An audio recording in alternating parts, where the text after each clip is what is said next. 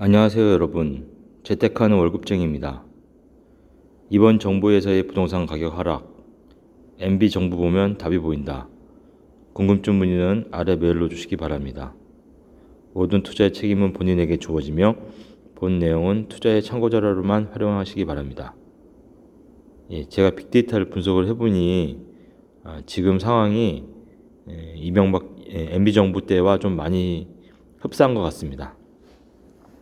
그런 빅데이터들을 보면서 앞으로의 미래를 좀 예측하고 우리가 어떻게 대응해야 될지 보겠습니다. 현재 아파트 매물 추이입니다. 지역별로 좀 나눠봤는데요. 서울, 경기, 세종, 광주 이렇게 나눠봤습니다. 보면은 서울 같은 경우요.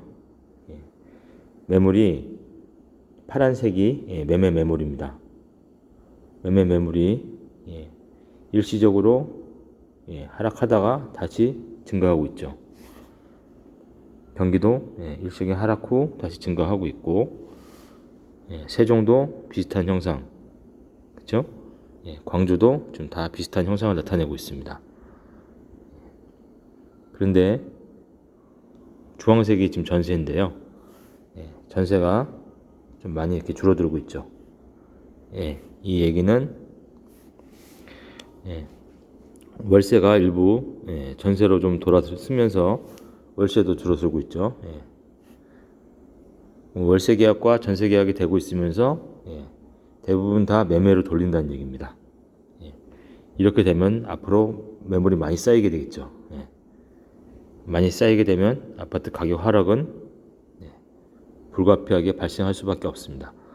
지금 일시적으로 가격이 좀 상승하는 것처럼 송파라든지 강동이라든지 일부 지역에서 보이고 있는데, 그것은 아마 7, 8월 달 가면 다시 좀 큰 조정이 좀 올 것으로 예상이 됩니다. 이유는 임대차 3법이 2년이 만기하는 그 시기에 매물들이 쏟아져 나오면 지금 전세가가 다 높게 되어 있는 것들은 다시 하향 평준화가 될 것이기 때문에 그때쯤 다시 한번 가격 조정이 올 것으로 예상이 됩니다.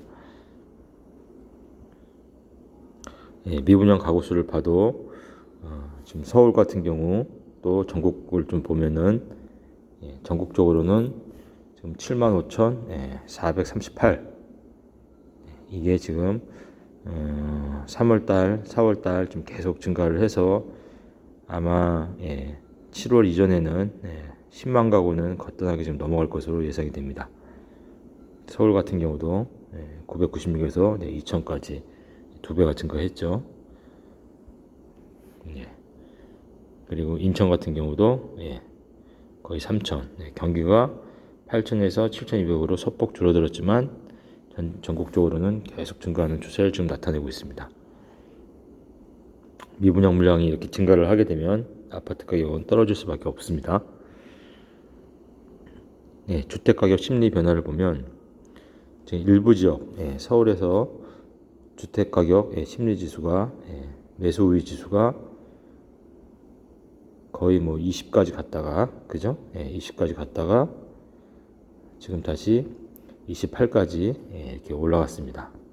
그치, 살짝 올라갔죠. 이게 100까지 가야지 매수 매도가 동등한 수준인 건데 아직도 이 밑에서 놀고 있죠. 강남도 살짝 반등하고 경기도 살짝 반등, 인천도 전국적으로 살짝 반등한, 이렇게 뚫고 올라갈 힘이 있냐, 이것을 봐야 됩니다. 지금 굉장히 힘이 많이 미약해 보이죠. 좀 보도록 하겠습니다. 광주, 세종, 광주, 세종, 충남, 강원을 보더라도 끝이 미약하게 지금 하락은 멈춰선 그런 모양새입니다.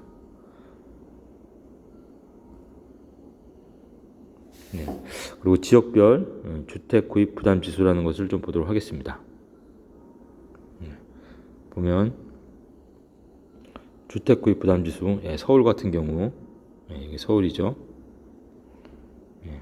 서울 같은 경우는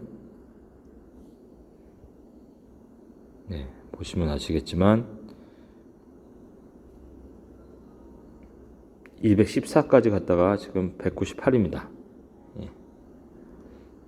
주택 구입 부담 지수가 지금 살짝 끝에 살짝 떨어진 수준. 네, 그렇죠. 네, 주택 구입 부담 지수의 평균을 보면 네, 서울 같은 경우는 이 선을 그으면은 한 120이나 30선. 네. 이 정도가 돼야지, 아직도 이렇게 많이 떨어져야지 예, 소득 대비해서 예, 내가 주택을 구매해서 거기에 따른 비용을 지출하는 데 들어가는 비용이 예, 감당 가능한 수준이라는 것입니다. 214라는 것은 네, 소득의 25%의 200%, 예, 그러니까 소득의 반 이상을 반을 원리금을 갚는 데 쓰고 있다. 예, 이렇게 보면 됩니다. 지금 196도 예, 서울 같은 경우는 원리금을 갚는데 소득의 50%를 쓰고 있다. 이렇게 보면 됩니다. 생활이 안 되겠죠. 서울 같은 경우 198, 그렇죠? 부산 83. 예. 부산 같은 경우는 한 25% 정도 쓰고 있다는 거죠. 예. 대구도 25% 정도. 그렇죠? 예. 인천, 광주, 대전.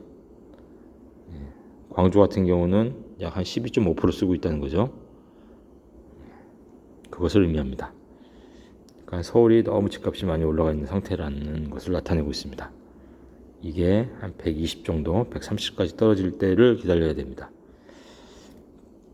네, 그럼 전국 아파트 매매 전주 대비 변화를 좀 보도록 하겠습니다.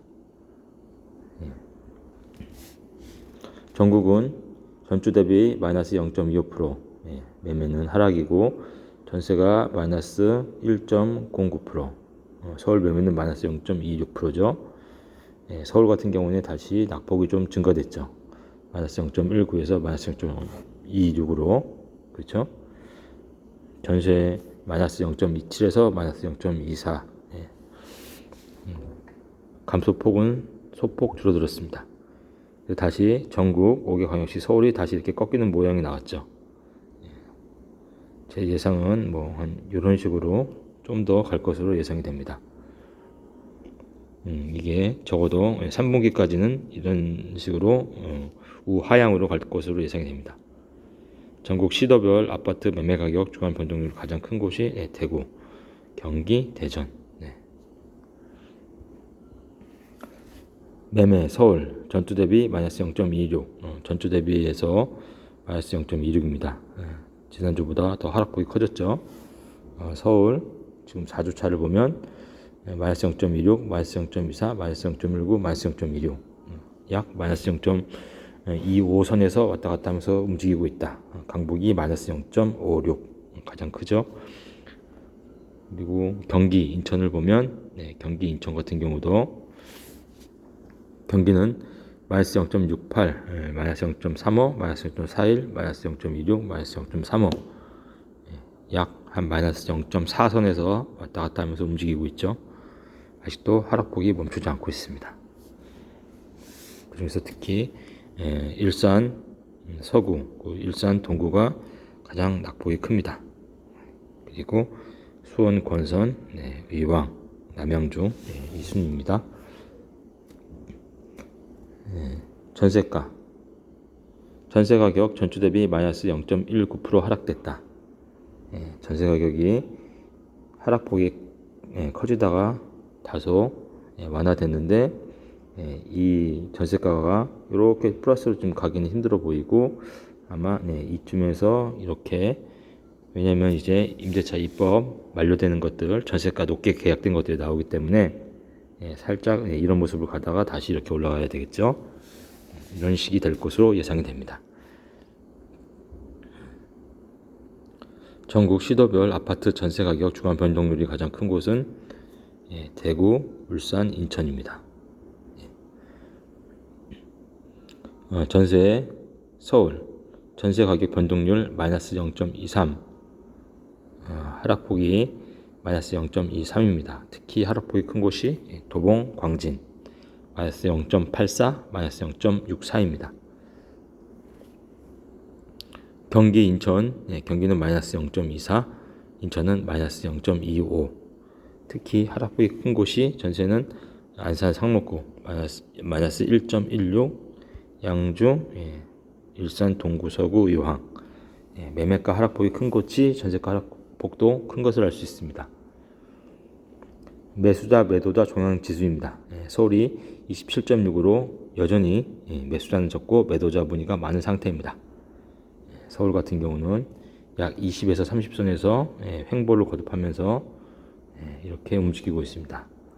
경기 같은 경우는 소폭 매수 심리가 상승하고 있지만 아직 24.8로 큰 의미는 없다고 볼 수 있습니다. 인천도 약 10에서 20 사이에서 왔다 갔다 하고 있습니다.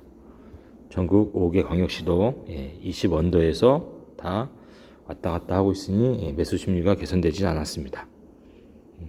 전체적인 내용을 보면 지금 전세가의 변동률과 매매가의 변동률, 그리고 미분양, 그리고 매물의 증가세를 보면서 판단을 해야 되는데 지금은 하락 구간에 있는 것이 맞다. 아직 바닥을 잡기에는 이르다. 이렇게 판단하시면 될 것 같습니다. 맺은 말입니다. 행복이랑 시간이 없다면 쩔쩔매는 이에게 물었습니다. 왜 그리 바쁘게 사냐고. 그의 대답은 행복하기 위해서였습니다. 많은 돈을 갖고도 악착같이 돈을 벌려는 이에게 물었습니다. 왜 그렇게 많은 돈이 필요하냐고. 그의 대답은 행복하기 위해서였습니다. 많은 권력을 갖고도 만족하지 못하는 정치인에게 물었습니다.